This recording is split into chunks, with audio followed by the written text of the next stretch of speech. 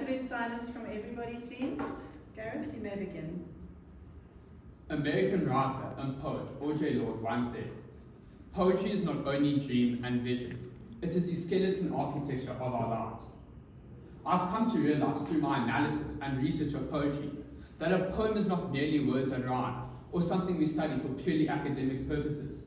Poetry is about imagination, creativity, and making sense of the unknown.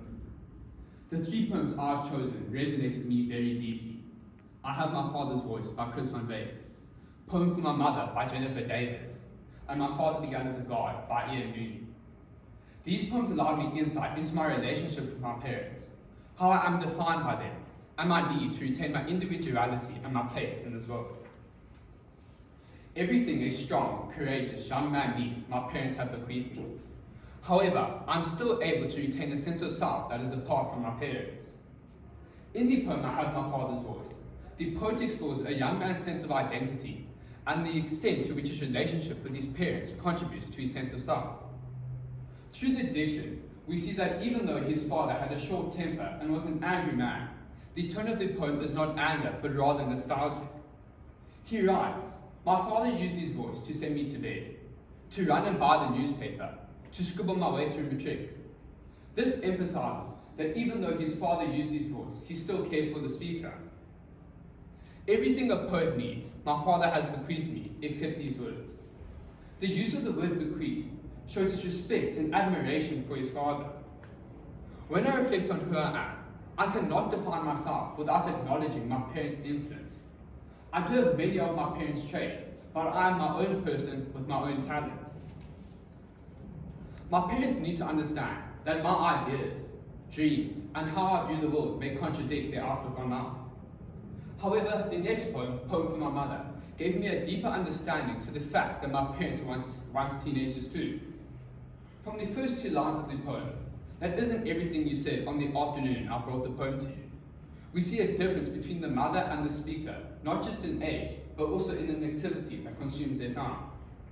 For the speaker, it is writing poetry, and for the mother, it is doing laundry. The speaker wrote a poem showing that she is full of imagination, creativity, and dreams. She strives to be the sea creature on land, wanting to fly. Many of us get angry when our parents don't understand our opinions, but we have to understand that the world was not vastly different from when they were younger, and their experiences of their past have turned them into the people they are today. The speaker uses a powerful metaphor when she compares her mother's attitude towards a poem to a bar of soap that disintegrates in water, making her words smaller and smaller. Her words and her dreams dissolve in the presence of her mother, highlighting the fact that her voice is no longer heard or relevant to her mother.